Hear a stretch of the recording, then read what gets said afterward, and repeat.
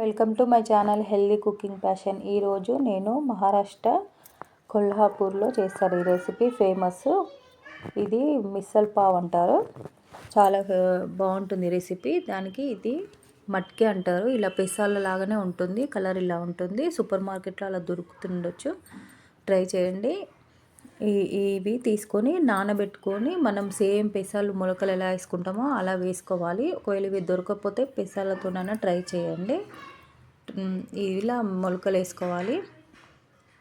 ఇలా ఒక 12 అవర్స్ నానబెట్టి మళ్ళీ ఒక 1 డే అయితే మొలకలు వచ్చేస్తాయి. అలా అవి తీసుకోవాలి. అలాగే 1/2 కప్పు నువ్వులు, 1/2 కప్పు జీలకర్ర, కొంచెం కొబ్బరి, ఎండు కొబ్బరి కంపల్సరీ వేయాలి. అలాగే జీలకర్ర, ఇవి గరం మసాలాలు, అంత రాతి పువ్వు, ఇలాచి, లవంగాలు, మిరియాలు, అనాస పువ్వు,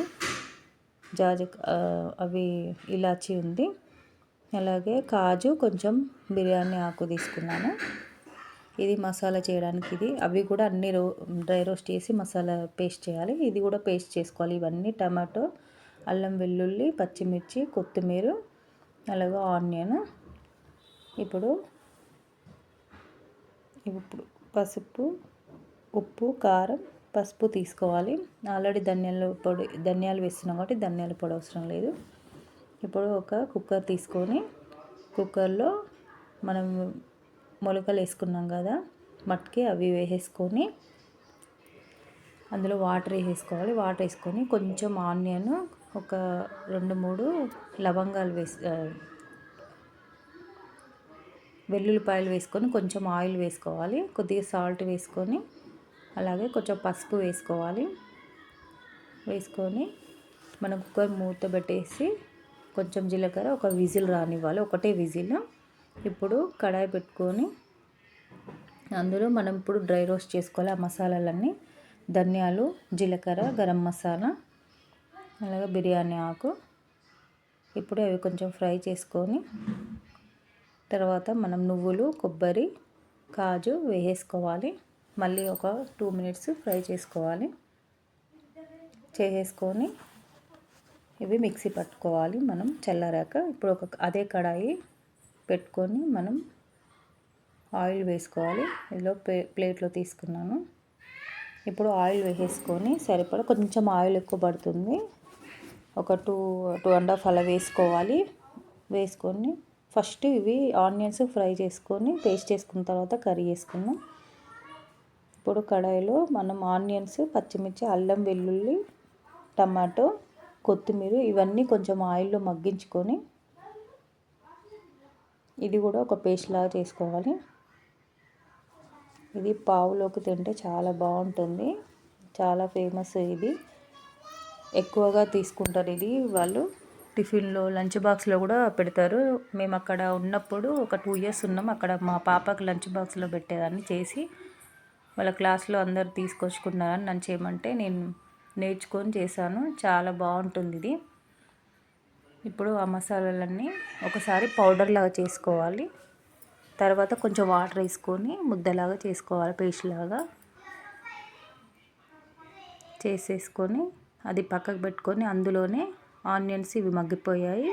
చల్లారాక వీటిని పేస్ట్ లాగా చేసి పెట్టుకోవాలి. ఇది మసాలా మొత్తం.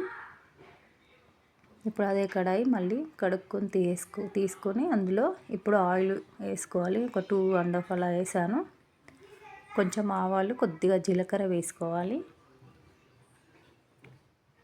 వేసుకున్న తర్వాత మనం ధనియాలు, నువ్వులు పేస్ట్ చేసాం కదా అది ఫస్ట్ వేసుకోవాలి.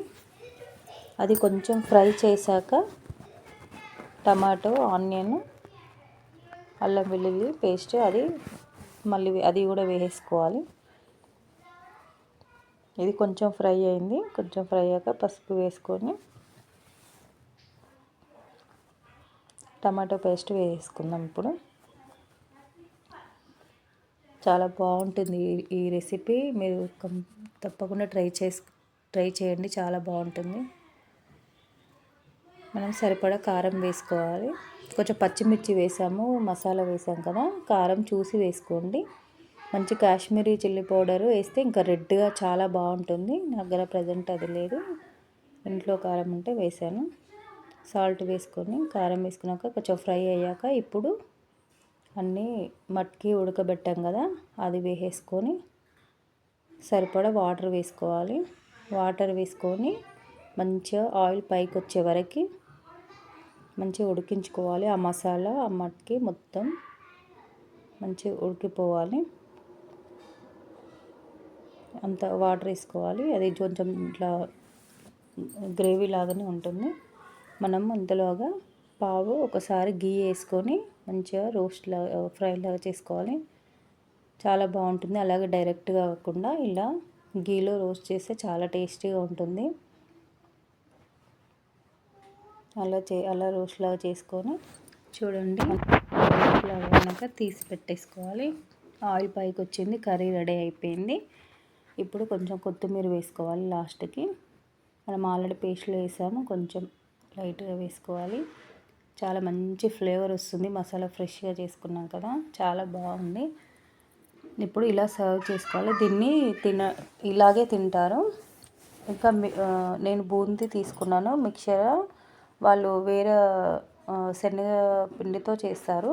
అది ఇంకా అదే ఎక్కువ సర్వ్ చేస్తారు. నాకు ప్రజెంట్ బూందీ ఉంది పెట్టాను మిక్చర్, లేకపోతే వేరే మిక్చర్ యూజ్ చేస్తారు వాళ్ళు.